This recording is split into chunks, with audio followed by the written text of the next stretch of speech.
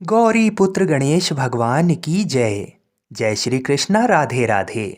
आज पौष मास के शुक्ल पक्ष की द्वादशी तिथि है और आज पुत्रदा एकादशी के व्रत का पारण का दिन है। यानी जिन लोगों ने कल एकादशी का व्रत रखा था वे आज अपना व्रत खोलेंगे। आज का दिन बड़ा ही शुभ है क्योंकि आज ही श्री अयोध्यापुरी के श्री राम मंदिर में भगवान श्री राम लला की प्राण प्रतिष्ठा होगी। आप सभी को हार्दिक शुभकामनाएं। बोलिए सियावर रामचंद्र जी की जय। एकादशी के व्रत के पारण के दिन तुलसी माता और लक्ष्मी माता जी की कथाओं को सुनने से ही व्रत पूर्ण माना जाता है। तो जिन लोगों ने व्रत नहीं भी रखा है उन्हें भी द्वादशी के दिन तुलसी माता की कथाओं को सुनने से धन संपत्ति और अनंत शुभ फलों की प्राप्ति होती है। तो आइए भगवान श्री लक्ष्मी नारायण जी के चरणों का ध्यान करते हुए इन कथाओं को सुनते हैं। तो आप लोग बड़ी श्रद्धा और प्रसन्न चित मन से इन कथाओं को पूरा अवश्य सुनिएगा। हम ऐसी मंगल कामना करते हैं कि भगवान श्री लक्ष्मी नारायण जी के सभी भक्तों की सब मनोकामनाएं पूर्ण हो।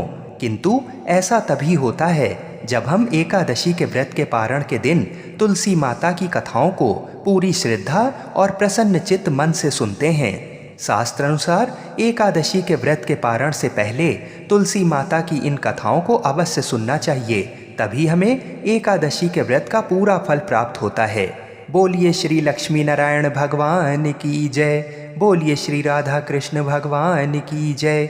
बोलिए श्री तुलसी शालिग्राम जी की जय। तुलसी महारानी नमो नमो, हरि की पटरानी नमो नमो। आइए सुनते हैं तुलसी माता की संपूर्ण कथाएं। तुलसी माता को हरि प्रिया भी कहा जाता है। जितना भगवान श्री हरि विष्णु सोने चांदी हीरे मोती और रत्नों से प्रसन्न नहीं होते हैं, उतना सिर्फ तुलसा दल से प्रसन्न हो जाते हैं। सच्ची श्रद्धा भाव से तुलसा दल भगवान विष्णु को अर्पित करने से मनुष्य के सभी संकट कट जाते हैं और मनोकामनाओं की पूर्ति होती है। शास्त्र अनुसार एकादशी के दिन तुलसी जी में कभी भी जल नहीं चढ़ाना चाहिए, क्योंकि तुलसी महारानी स्वयं एकादशी का निर्जला व्रत रखती हैं। लेकिन द्वादशी के दिन व्रत के पारण के समय तुलसी माता को जल अवश्य चढ़ाना चाहिए और पूरे विधि विधान से पूजा पाठ करके उनकी कथाओं को सुनकर ही अपना व्रत खोलें। एक बार एक गांव में एक बुजुर्ग महिला रहा करती थी। वह बहुत ही पूजा पाठ किया करती थी। वह रोज तुलसी माँ की पूजा करती थी और वह बुजुर्ग महिला रोज तुलसी माता से कहती, हे तुलसी माँ, तुम मुझे बहू दे, पीताम्बर की धोती दे, मीठा मीठा घास दे, बैकुंठ में वास दे, चटक की चाल दे, पटक की मौत दे, चंदन का काठ दे, रानी सा काज दे, दाल भात का भोजन दे, ग्यारस की मौत दे और कृष्ण जी का कंधा दे। वह बुजुर्ग महिला हर महीने में तुलसी माता की रोज पूजा करती और उनके बिरले को रोज सींचती। तुलसी माता बुजुर्ग महिला की बात सुनकर धीरे धीरे सूखने लगीं। तभी भगवान श्री कृष्ण जी ने देखा कि तुलसी माता सूख रही हैं और तभी एक दिन भगवान श्री कृष्ण तुलसी माता जी के पास प्रकट हुए और भगवान श्री कृष्ण जी ने तुलसी माता से पूछा, तुम क्यों सूख रही हो? सभी महिलाएं तुम्हारी पूजा करती हैं और तुमको रोज सींचती हैं, लेकिन फिर भी तुम सूखती जा रही हो, इसका कारण क्या है? जिसके बाद तुलसी माता ने भगवान श्री कृष्ण जी से कहा कि हे प्रभु, एक बुजुर्ग महिला मेरे पास रोज आती है और रोज एक ही बात बोलती है, हे तुलसी माता, सबकी दाता, मैं तेरा बिरला सींचती हूँ, तुम मुझे बहू दे, पीताम्बर की धोती दे, मीठा मीठा घास दे, बैकुंठ में वास दे, चटक की चाल दे, पटक की मौत दे, चंदन का काठ दे, रानी सा राज दे, दाल भात का भोजन दे, ग्यारस की मौत दे और कृष्ण जी का कंधा दे। मैं उस बुजुर्ग महिला की सारी मनोकामनाएं पूरी कर सकती हूँ, लेकिन उसकी एक मनोकामना पूरी नहीं कर सकती। मैं कृष्ण जी का कंधा कहाँ से दूंगी? भगवान श्री कृष्ण जी तुलसी माता की बात सुनकर जोर जोर से हंसने लगें और फिर भगवान श्री कृष्ण जी ने तुलसी माता जी से कहा कि तुम चिंता मत करो, जब वह बुजुर्ग महिला की मृत्यु होगी तब मौके पर मैं और आप ही कंधा दे देंगे। आप सुबह जब वह पूजा करने आए तब कह देना कि सब कुछ तुम्हें मिल जाएगा। कुछ दिनों बाद वह वृद्ध महिला ठोकर खाकर रास्ते में गिरकर मर गई। पूरे गांव के सभी लोग आए और उस महिला को सभी लोग धर्मात्मा मानते थे। उसको तुलसा जी की डोकरी कहते थे। उसके परिवार में कोई भी नहीं था, इसलिए गांव वालों ने ही उसके अंतिम संस्कार करने की योजना बनाई और उसे नहलाकर जब बैकुंठी पर बैठाने के लिए उसे उठाने लगे तो उसके मृत शरीर इतना भारी हो गया था कि उसे कोई उठा नहीं पाया। ये सब देखकर वहाँ के सभी लोग तरह तरह की बातें करने लगे और कहने लगे कि ये इतना पूजा पाठ करती थी, हर समय माला फेरती थी, इसलिए ये इतनी भारी हो गई है। वहीं पूरे गांव में चर्चा होने लगी कि डोकरी माई कोई भक्ति नहीं करती थी, ये छल कपट करती थी। हम जिसे धर्मात्मा समझते थे वह पापी है, जो कि किसी से भी नहीं उठ पा रही है। ये इसके कर्मों की सजा है। इधर भगवान ने सोचा कि मेरे भक्तों की निंदा हो रही है, इसलिए भगवान ने बूढ़े ब्राह्मण का भेष धारण करके वहाँ पर आए और वहाँ पर एकत्रित लोगों से पूछने लगे कि यहाँ पर इतनी भीड़ क्यों लगी है, जिससे लोग कहने लगे कि ये डोकरी माई मर गई है और पाप इतना था कि जिससे ये उठ नहीं पा रही है। सब उठा उठा कर थक गए। तब ब्राह्मण ने कहा कि मुझे एक बार डोकरी के कानों में कहने दो, फिर वह देखो कैसे उठती है। तो सभी लोग ने कहा कि आप भी प्रयास करके देख लीजिए।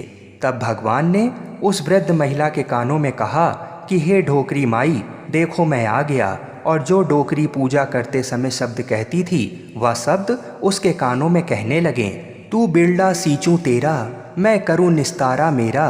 डोकरी माई बहू ले, बेटी ले, पोता ले, लड्डू ले, पीतांबर की धोती ले, गहना ले, घी का घड़ा ले, मीठा मीठा खीर और पूड़ी ले, दाल भात का भोजन ले, धन दौलत ले, बेटा पोता को काम ले, तुलसी को पता ले, मुंह में गंगा जल ले, 11 को दिन ले, चंदन को दाग ले, श्री कृष्ण जी का कंधा ले।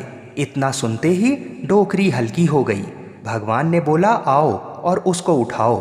भगवान ने हाथ लगाया और डोकरी उठ गई। सबको बड़ा ही आश्चर्य हुआ। उसे खूब धूमधाम से ले जाया गया। भगवान उसे अपने कंधे पर ले गए। पूरे गांव में इसकी चर्चा होने लगी, जिससे उसको मुक्ति मिल गई और वह बैकुंठ में चली गई। सभी लोग देखते रह गए। सभी लोगों ने देखा कि शमशान घाट तक तो ब्राह्मण साथ ही आया था, लेकिन अब वह दिखाई नहीं दे रहा है। इससे लोगों को समझ में आ गया कि वह कोई और नहीं, स्वयं भगवान ही बूढ़े ब्राह्मण के रूप में आए थे। बोलिए श्री राधा कृष्ण भगवान की जय। बोलिए श्री तुलसी शालिग्राम जी की जय। आइए अब तुलसी माता की दूसरी कथा को सुनते हैं। इस कथा को सुनने से एकादशी के व्रत का संपूर्ण फल मिल जाता है। तो आइए प्रसन्न चित्त मन से इस कथा को सुनते हैं। एक कथा के अनुसार एक कुटुंब में ननद तथा भाभी साथ रहती थीं। ननद का विवाह अभी नहीं हुआ था। वह तुलसी के पौधे की बहुत सेवा करती थी, लेकिन उसकी भाभी को ये सब बिल्कुल भी पसंद नहीं था। जब कभी उसकी भाभी को अत्यधिक क्रोध आता, तब वह उसे ताना देते हुए कहती कि जब तुम्हारा विवाह होगा तो मैं तुलसी ही बारातियों को खाने को दूंगी और तुम्हारे दहेज में भी तुलसी ही दूंगी। कुछ समय बीत जाने पर ननद का विवाह पक्का हुआ। विवाह के दिन भाभी ने अपनी कथनी के अनुसार बारातियों के सामने तुलसी का गमला फोड़ दिया और खाने के लिए कहा। तुलसी की कृपा से वह फूटा हुआ गमला अनेकों स्वादिष्ट पकवानों में बदल गया। भाभी ने गहनों के नाम पर तुलसी की मंजरी से बने गहने पहना दिए। वह भी सुंदर सोने जवाहरात में बदल गए। भाभी ने वस्त्रों के स्थान पर तुलसी का जनेऊ रख दिया। वह रेशमी तथा सुंदर वस्त्रों में बदल गया। नंद की ससुराल में उसके दहेज की बहुत प्रशंसा की गई। ये बात भाभी के कानों तक भी पहुंची। उसे बड़ा ही आश्चर्य हुआ। उसे अब तुलसी माता की पूजा का महत्व समझ आया। भाभी की एक लड़की थी। वह अपनी लड़की से कहने लगी कि तुम भी तुलसी की सेवा किया करो, तुम्हें भी बुआ की तरह फल मिलेगा। वह जबरदस्ती अपनी बेटी से सेवा करने को कहती, लेकिन लड़की का मन तुलसी सेवा में नहीं लगता था। लड़की के बड़े होने पर उसके विवाह का समय आता है। तब भाभी सोचती है कि जैसा व्यवहार मैंने अपनी नंद के साथ किया था, वैसा ही मैं अपनी लड़की के साथ भी करती हूँ, तो ये भी गहनों से लद जाएगी और बारातियों को खाने में पकवान मिलेंगे। ससुराल में इसे भी बहुत इज्जत मिलेगी। ये सोचकर वह बारातियों के सामने तुलसी का गमला फोड़ देती है, लेकिन इस बार गमले की मिट्टी मिट्टी ही रहती है। मंजरी तथा पत्ते भी अपने रूप में ही रहते हैं। जनेऊ भी अपना रूप नहीं बदलता। सभी लोगों तथा बारातियों द्वारा भाभी की बुराई की जाती है। लड़की के ससुराल वाले भी लड़की की बुराई करते हैं। भाभी कभी ननद को नहीं बुलाती थी। भाई ने सोचा, मैं बहन से मिलकर आता हूँ। उसने अपनी पत्नी से कहा और कुछ उपहार बहन के पास ले जाने की बात कही। भाभी ने थैले में ज्वार भरकर कहा कि और कुछ नहीं है, तुम यही ले जाओ। वह दुखी मन से बहन के पास चल दिया। वह सोचता रहा कि कोई भाई अपनी बहन के घर ज्वार कैसे ले जा सकता है। ये सोचकर वह एक गौशाला के पास रुका और ज्वार का थैला गाय के सामने पलट दिया। तभी गाय पालने वाले ने कहा कि आप गाय के सामने हीरे मोती तथा सोना क्यों डाल रहे हो। ये देखकर भाई को बड़ा ही आश्चर्य हुआ और उसने सभी हीरे मोती तथा सोना वापस अपने थैले में रख लिया। भाई ने सारी बात अपनी बहन को बताई और बड़ी खुशी खुशी उसने सारे हीरे मोती और जेवर अपनी बहन को दिए। दोनों भाई बहन एक दूसरे को देखकर अत्यंत प्रसन्न हुए। जैसी कृपा माता तुलसी ने नंद पर की, ऐसी ही कृपा सभी पे करना। बोलिए श्री तुलसी शालिग्राम जी की जय। बोलिए श्री लक्ष्मी नारायण भगवान की जय। आइए दूसरी कथा को सुनते हैं। इस कथा को पूरा सुनने से सभी मनोकामनाएं पूर्ण हो जाती हैं। सावर्णी मुनि की पुत्री तुलसी अपूर्व सुंदरी थीं। उनकी इच्छा थी कि उनका विवाह भगवान नारायण के साथ हो। इसके लिए उन्होंने नारायण पर्वत की घाटी में स्थित बद्री वन में घोर तपस्या की। दीर्घकाल तक तपस्या के उपरांत ब्रह्मा जी ने प्रसन्न होकर दर्शन दिया और वर मांगने को कहा।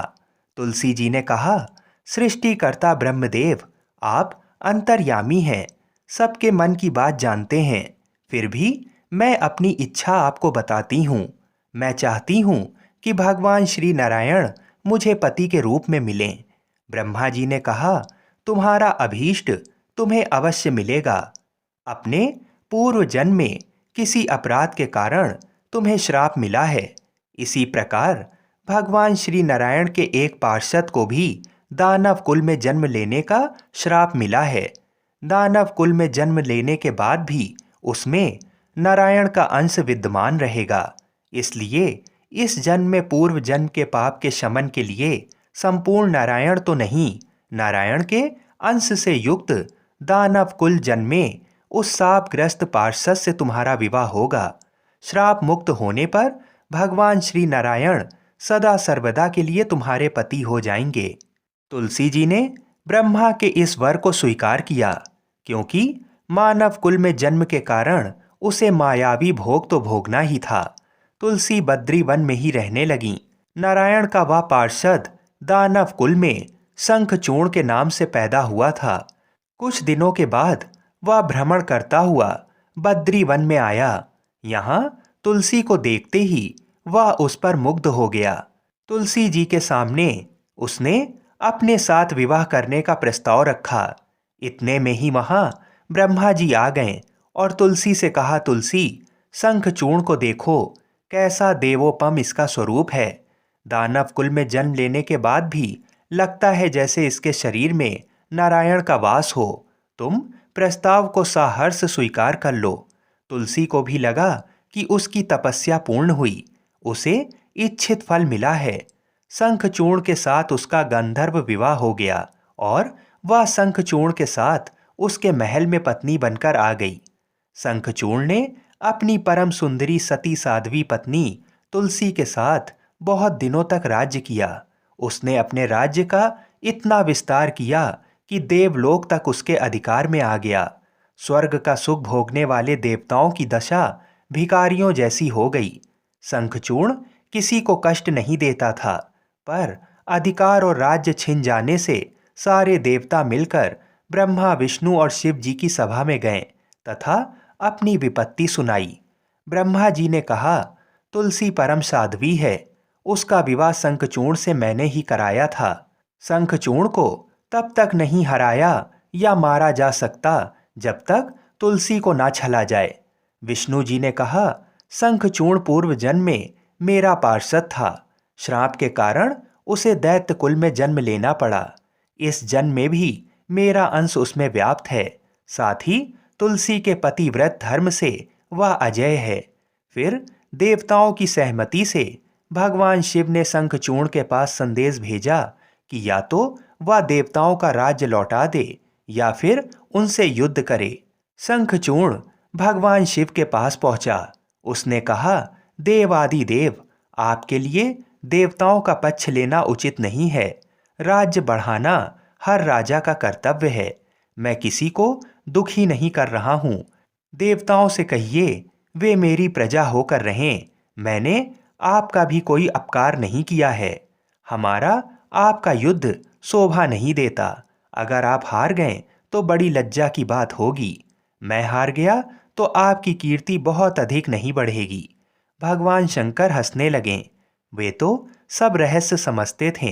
तुलसी और शंखचूर्ण के पूर्व जन्म के श्राप की अवधि लगभग पूरी हो चुकी थी। शिव जी बोले, इसमें कीर्ति और लज्जा की बात नहीं है। तुम देवों का राज्य लौटाकर उन्हें उनके पद पर प्रतिष्ठित होने दो। युद्ध से बचने का यही एक उपाय है। शंखचूर्ण ने कहा, मैंने युद्ध के बल से देवलोक जीता है। कोई उसे युद्ध के द्वारा ही वापस ले सकता है। ये मेरा अंतिम उत्तर है। अब मैं जा रहा हूँ। ऐसा कहकर शंखचूर्ण चला गया। उसने अपनी पत्नी तुलसी को सारी बात बताई और कहा, कर्म भोग सब काल सूत्र में बंधा है। जीवन में हर्ष शोक भय सुख दुख मंगल अमंगल काल के अधीन है। हम तो केवल निमित्त मात्र हैं। संभव है भगवान शिव देवों का पक्ष लेकर मुझसे युद्ध करें। तुम चिंता मत करना, तुम्हारा सती तेज मेरी रक्षा करेगा। दूसरे दिन भगवान शंकर के नेतृत्व में देवताओं ने युद्ध छेड़ दिया। शंखचूर्ण ने भीषण बाणों की वर्षा कर उनका वेग रोका। उसके प्रहार से देवता डगमगाने लगे। उसने दानवी शक्ति का प्रयोग करके मायावी युद्ध आरंभ किया। युद्ध स्थल पर वह किसी को दिखाई नहीं देता था, पर उसके अस्त्र शस्त्र प्रहार कर देवों को घायल कर रहे थे। देवगण अपने अस्त्र चलाएं तो किस पर चलाएं, क्योंकि कोई शत्रु सामने था ही नहीं। कई दिनों तक इस तरह भयंकर युद्ध चला। शंखचूर्ण पराजित नहीं हुआ। तब शिव जी ने विष्णु जी से कहा, हे विष्णु जी, कुछ उपाय करो, अन्यथा मेरा तो सारा यश मिट्टी में मिल जाएगा। भगवान विष्णु ने सोचा, बल से तो शंखचूर्ण को हराया नहीं जा सकता, इसलिए छल का सहारा लेना होगा।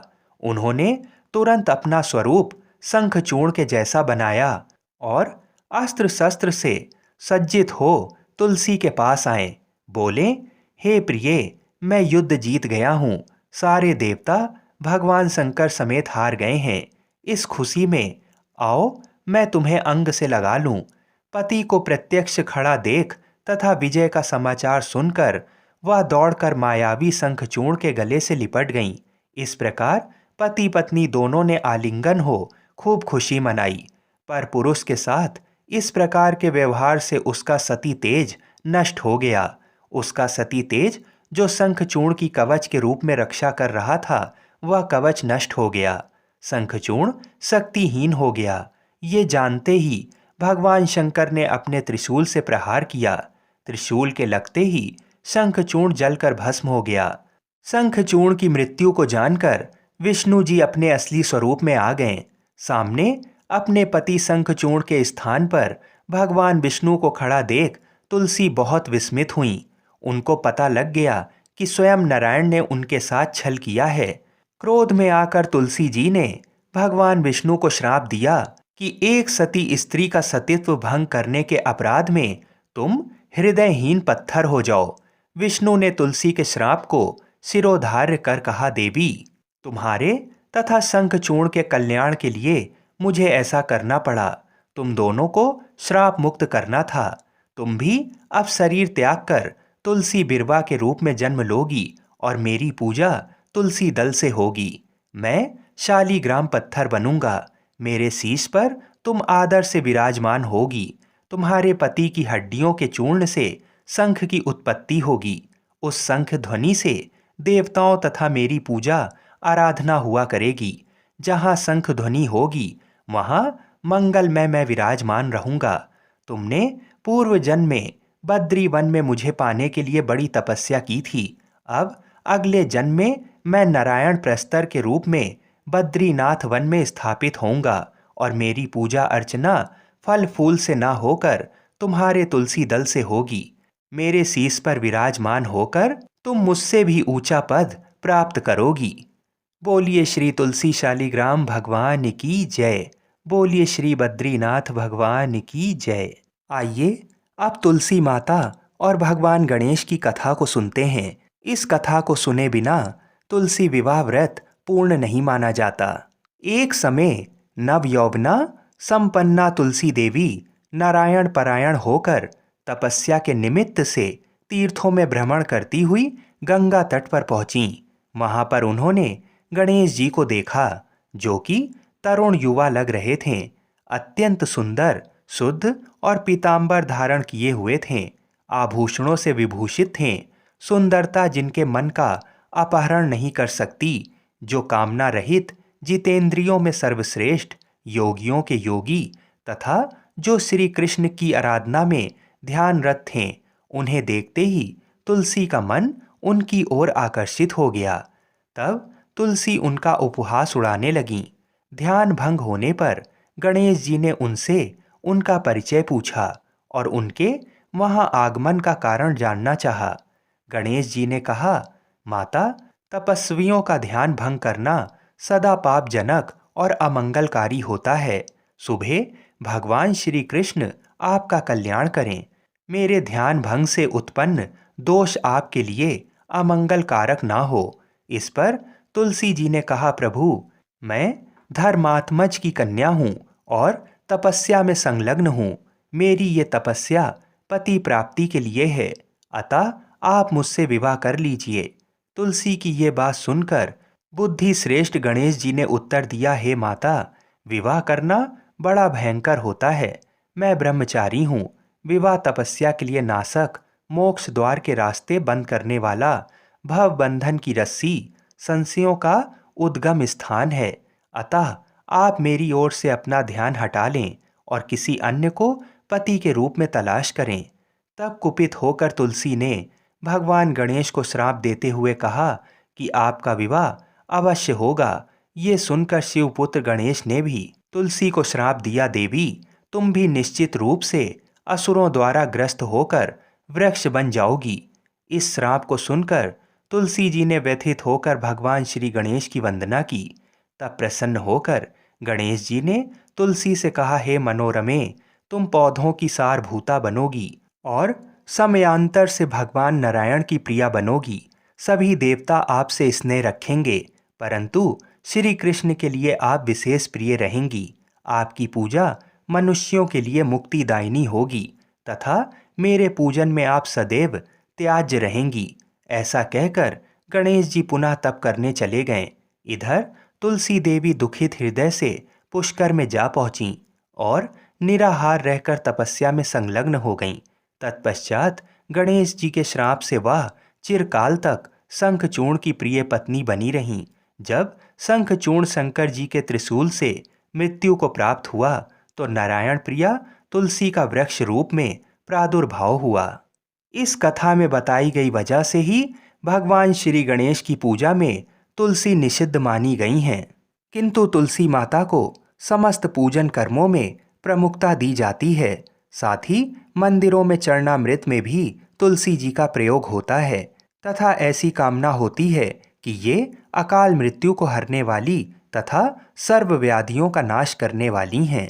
आइए अब मनोकामनाओं की पूर्ति करने वाली कथा को भी सुनते हैं। एक साहूकार था जो भगवान शिव का अनन्य भक्त था। उसके पास धन धान किसी भी चीज़ की कमी नहीं थी, लेकिन उसकी कोई संतान नहीं थी और वह इसी कामना को लेकर रोज शिव जी के मंदिर जाकर दीपक जलाता था।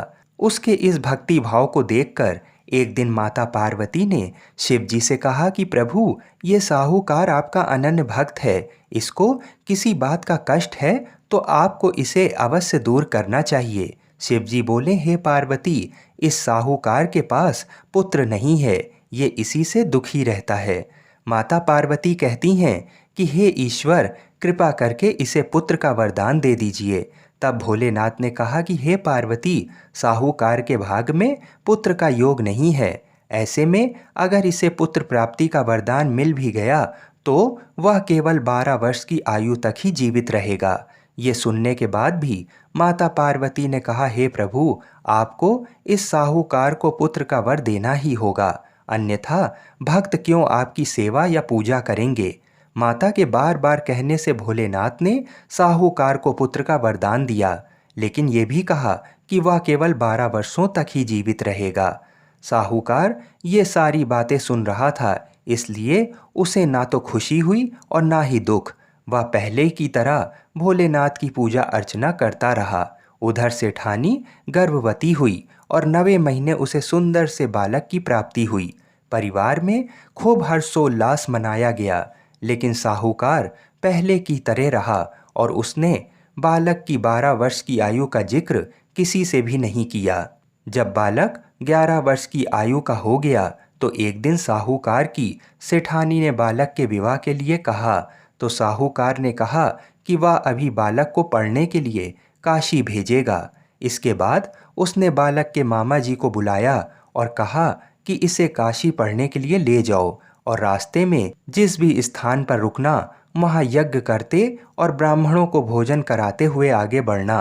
वे लोग ये सब करते हुए ही आगे बढ़ रहे थे कि रास्ते में एक राजकुमारी का विवाह था। जिससे उसका विवाह होना था वह एक आँख से काना था। तो उसके पिता ने जब अति सुंदर साहूकार के बेटे को देखा तो उनके मन में आया कि क्यों ना इसे ही घोड़ी पर बिठाकर शादी के सारे कार्य संपन्न करा दिए जाएं। तो उन्होंने मामा से बात की और कहा कि इसके बदले में वह अथाह धन देंगे, तो वह भी राजी हो गया।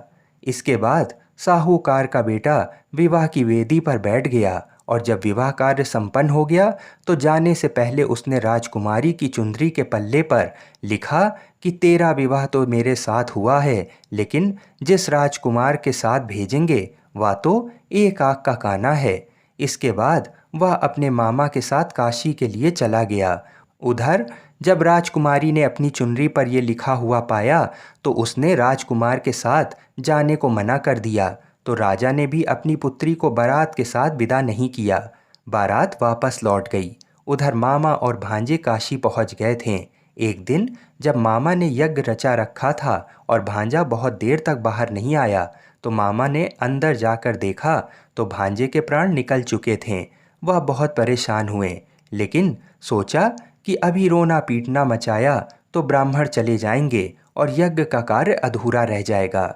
जब यज्ञ संपन्न हुआ तो मामा ने रोना पीटना शुरू किया। उसी समय शिव पार्वती उधर से जा रहे थे तो माता पार्वती ने शिव जी से पूछा कि हे प्रभु, ये कौन रो रहा है। तभी उन्हें पता चलता है कि ये तो भोलेनाथ के आशीर्वाद से जन्मा साहूकार का पुत्र है। तब माता पार्वती कहती हैं कि हे स्वामी, इसे जीवित कर दें, अन्यथा रोते रोते इसके माता पिता के प्राण निकल जाएंगे। तब भोलेनाथ ने कहा कि हे पार्वती, इसकी आयु इतनी ही थी, सो वह भोग चुका। लेकिन माँ के बार बार आग्रह करने पर भोलेनाथ ने उसे जीवित कर दिया। लड़का ओम नमः शिवाय कहते हुए जी उठा और मामा भांजे दोनों ने ईश्वर को धन्यवाद दिया और अपनी नगरी को ओर लौट गए। रास्ते में वही नगर पड़ा और राजकुमारी ने उन्हें पहचान लिया। तब राजा ने राजकुमारी को साहूकार के बेटे के साथ बहुत सारा धन्य धान दे के विदा किया। उधर साहूकार और उसकी पत्नी छत पर बैठे थे। उन्होंने ये प्रण कर रखा था कि यदि उनका पुत्र सकुशल ना लौटा तो वह छत से कूदकर अपने प्राण त्याग देंगे। तभी लड़के के मामा ने आकर साहूकार के बेटे और बहू के आने का समाचार सुनाया, लेकिन वे नहीं माने। तो मामा ने शपथ पूर्वक कहा। तब तो दोनों को विश्वास हो ही गया और दोनों ने अपने बेटे बहू का स्वागत किया। उसी रात साहूकार को स्वप्न में शिव जी ने दर्शन दिया और कहा कि तुम्हारे पूजन से मैं प्रसन्न हुआ, इसी प्रकार जो भी व्यक्ति इस कथा को पढ़ेगा या सुनेगा उसके समस्त दुख दूर हो जाएंगे और मनोवांछित सभी मनोकामनाओं की पूर्ति होगी। बोलिए श्री शंकर पार्वती भगवान की जय। बोलिए श्री राधा कृष्ण भगवान की जय। बोलिए श्री तुलसी शालिग्राम जी की जय। हर हर महादेव।